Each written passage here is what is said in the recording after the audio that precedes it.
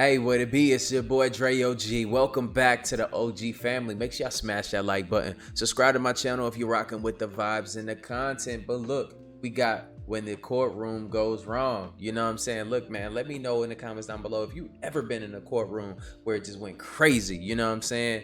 And what happened? What was the incident? And these videos are made for entertainment and educational purposes. Let's get it. Number 7. Brian Nichols. In March of 2005, Brian Nichols was scheduled to stand trial at the Fulton County Courthouse in Atlanta, Georgia. The 33-year-old had been arrested and charged in connection to the kidnapping and assault of his former girlfriend.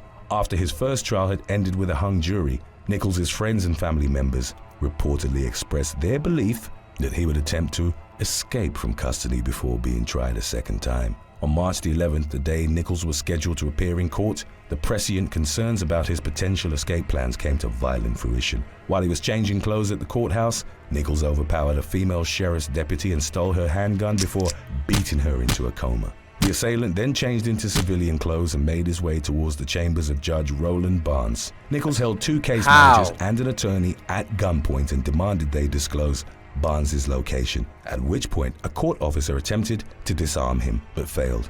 The gunman forced the officer to place handcuffs on his other 3 hostages before he continued into the courtroom. Nichols then fatally shot Judge Barnes and a court reporter. In his ensuing escape from the courthouse, Nichols killed a sheriff's deputy and carjacked several vehicles before eventually getting away. The authorities subsequently launched a massive manhunt throughout the Atlanta metropolitan area, offering $65,000 to anyone with information that would lead to Nichols' arrest. Later in the day of Nichols' rampage, an ICE agent was fatally shot inside his home, and several of his belongings, including his firearm and pickup truck, were stolen. Investigators later determined that the murder and robbery of the federal agent were a continuation of Nichols' post-escape crime spree. The following day, a young woman contacted 911 to report that the fugitive was in her apartment, where he'd held her hostage for 7 hours before ultimately agreeing to surrender to the police.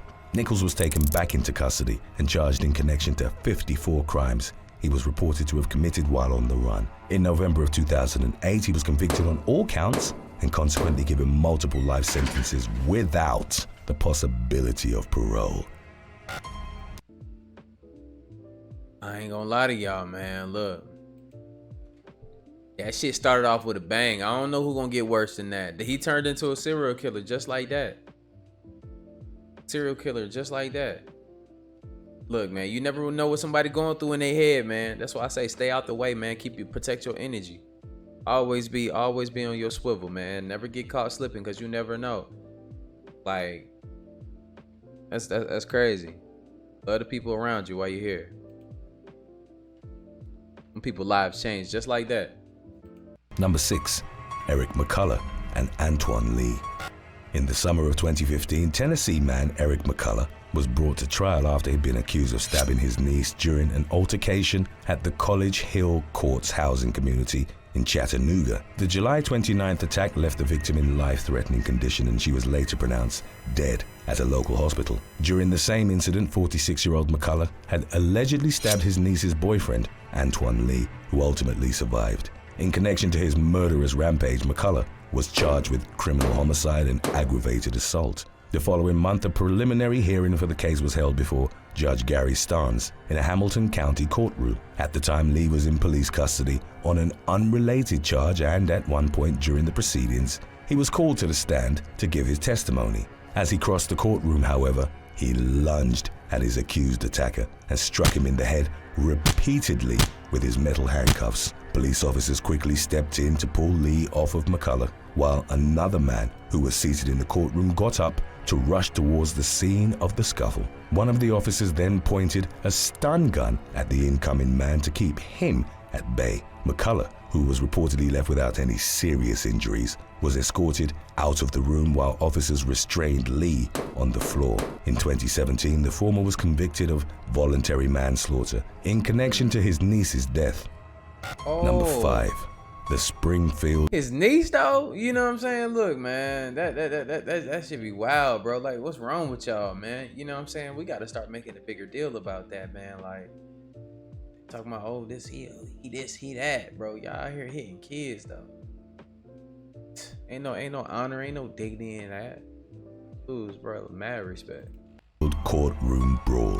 Crazy. Only hours after celebrating her 25th birthday during a night out with friends and family on March the 2nd of 2012, Massachusetts woman Jessica Rojas was fatally stabbed at her Springfield residence. Following a preliminary investigation, local police identified the victim's boyfriend, Jose Santiago, as being responsible for her murder. The 30-year-old man, whom Rojas had been dating for about a year, was reported to have had a history of violence. He stabbed the young woman several times in front of witnesses and was arrested a couple of days later after being spotted in the parking garage of the Bay State Medical Center. During his arraignment, the court proceedings were interrupted by two men who charged Santiago and attempted to punch him before being restrained by officers. The struggle then devolved into an all-out brawl as the assailants tried to force their way through the security guards to take swings at Santiago, who was being protected by the court officers. The guards eventually pinned the two men to the ground and escorted them out of the courtroom, whereupon they were taken into the custody of the Springfield Police Department. Santiago's attackers were later identified as Kenneth Soto and Edwin Rojas, Jessica Rojas's father. The two men faced disturbance charges in the wake of the incident, and they were reportedly released upon posting $500 bail. In 2014, Santiago was found guilty of first-degree murder and was consequently sentenced to life in prison without the possibility of parole. In March of 2022, it was reported that Jessica Rojas's family intended to organize a car parade through Springfield with the intention of raising awareness to the prevalence of domestic violence. Number 4. The shooting of Jatenda. And that's crazy, man. Like, y'all gotta watch these signs when y'all dealing with it's always a sign, man. Like somebody that's, I mean, look, man, look at the signs, bro. Look at these shows, bro. They tell you a lot, man. Google, like, mental health conditions in people. Some people that's overly possessive, man. Childlike behaviors. Like, man, it's a lot of things that can, like, your life can change overnight, man. You can be sleeping in your bed because somebody loves you. You see a million times. It's always the people closest to you. You never know what your relationship is doing to them. So that's why it's always good to have a relationship where you can talk about things. It ain't always gonna be perfect, but make sure y'all communicating, man. Communication is getting people fucked up. That beautiful girl's gone, bro. Jatenda Goji, an Indian underworld figure from the country's National Capital Region, was apprehended by Delhi police in April of 2020. By the time of his latest arrest, the 36-year-old had 19 open cases against him, some of which involved murder and attempted murder. Goji had previously escaped from police custody on 3 separate occasions, and there had been a 700,000 rupee reward, a sum equivalent to roughly $10,000 for his capture, offered by the Delhi and Haryana governments. There were some reports that suggested the gangster had continued running an extortion racket from inside his jail cell with the help of his criminal associates. On September the 24th of 2021, Goji appeared in the Rohini court complex of northwest Delhi to stand trial for his various offenses. After Goji had been led into the courtroom by police officers, a pair of gun-wielding assailants fired multiple rounds at him. The ambush attack's perpetrators, identified only by the names Rahul and Jagdeep, were reportedly neutralized by the police within seconds. Goji suffered critical injuries after being struck in the gunfire, and he was taken to the hospital where he was later pronounced dead.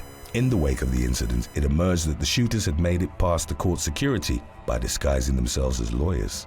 Footage of the attack quickly went viral on social media, leading many to question the adequacy of the Rohini complex's security protocols. It was reported that Rahul and Jagdeep had been hired by Goji's longtime rival, Sunil Tajpuria, to eliminate the prolific gangster. Number 3. Sahel. Hey, look, man, y'all live that gangster life, man. Look, gangster shit happened to you, man. Somebody got my man Noodles knocked off inside that joint. You feel me? Like he was really wanted. They talking about, you know, like, y'all gotta start changing y'all life. Like I said, man, I changed my mindset and it changed my life. Changed my mindset and it changed my life. And that's real talk, man. Y'all can do that shit too. Angelau. In April of 2014, Sahel Angelau, who also went by the street name C-Down, was the first defendant to stand trial in Utah's newly constructed federal courthouse in downtown Salt Lake City. The 25-year-old was a reported member of the Tongan Crips, a street gang prevalent throughout much of the western United States. Angulau had previously been one of 17 gang members named as part of a 2010 indictment on charges of assault, conspiracy, robbery, and weapons-related offenses. Prior to Angulau's 2014 appearance in court, Judge Tina Campbell had ordered that he be left unshackled during the hearing. Although some regarded the judge's decision as misguided, the defendant was nevertheless allowed into the courtroom unrestrained. As soon as the first witness, Viola Tanaifa, was called to the stand, Angulau stood up, grabbed a pen and pencil from his defense lawyer, and charged the bench. The enraged gangster climbed over the witness stand and attempted to attack Tanaifa with the writing utensils. A U.S. Marshal at the scene swiftly pivoted from behind the bench and shot Angulau several times. The maneuver performed by the law enforcement officer had successfully kept the courtroom's attendees out of the line of fire. Video of the incident, which resulted in Angulau's death, was released in 2018 and gained millions of views on social media. Following an official investigation, the U.S. Department of Justice announced that the marshal who'd fatally shot Angulau was justified in his actions and no charges were filed against the federal agent. Today's topic. Of course. Like, what y'all think was gonna happen with that one? What the hell y'all thought was gonna happen? He was gonna get found guilty? Man, come on now. Come on now, look. And that's real talk though. He had an object. See, that's where the gray area comes in. Is that object, can it be used as deadly force? Does he has the capability, opportunity, ability? You know what I'm saying? Does he have all of that? Does he meet the criteria? He could have pulled out the taser and tased that man, and that could have stopped right then and there. It's called the escalation of force. It's based on the demonstrated levels of compliance and resistance. You know what I'm saying? Look, I know a little something, man. I used to do this shit. You feel me? So, you gotta think, man. I don't know. Like, he could have used the taser, if you ask me. Number 2. Faisal Khan.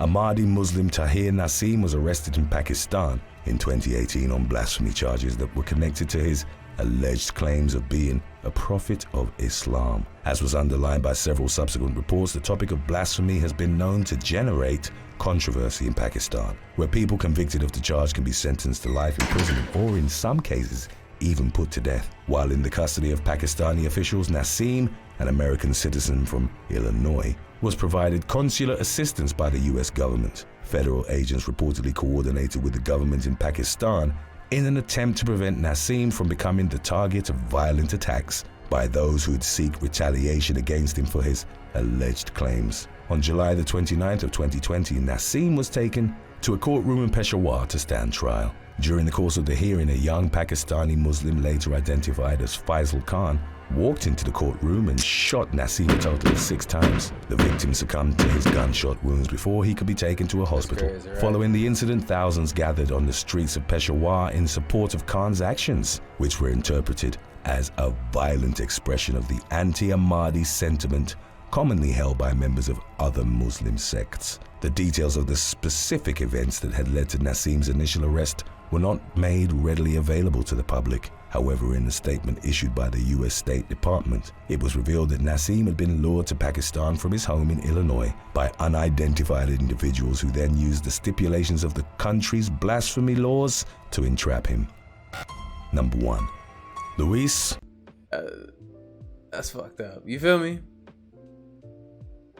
That's messed up, man. And stuff like this really be out here happening to people, man. Enjoy y'all lives, man. Look. Shit. Bracamontes. On October the 24th of 2014, Luis Bracamontes fatally shot a police officer in the Arden Arcade neighborhood of Sacramento, California. The 44-year-old, an illegal immigrant who'd previously been deported twice, then continued his violent crime spree by carjacking multiple vehicles, seriously wounding a civilian motorist in the process.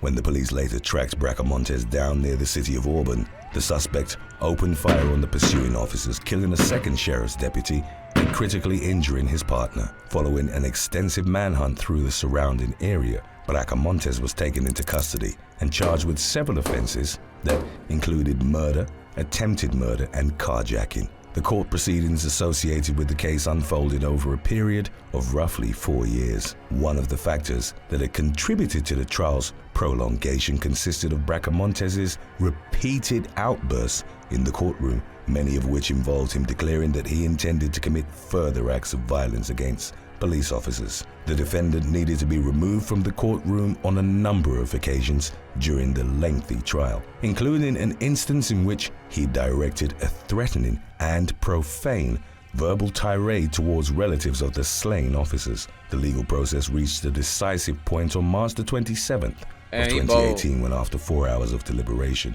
the jury assigned to Bracamontes's case presented their final verdict. The man was convicted on all counts levied against him, and the jurors recommended that he be given the death penalty. As the verdict was read aloud in court, Bracamontes simply grinned and chuckled to himself in a chilling and callous display of disrespect towards the victims of his various crimes.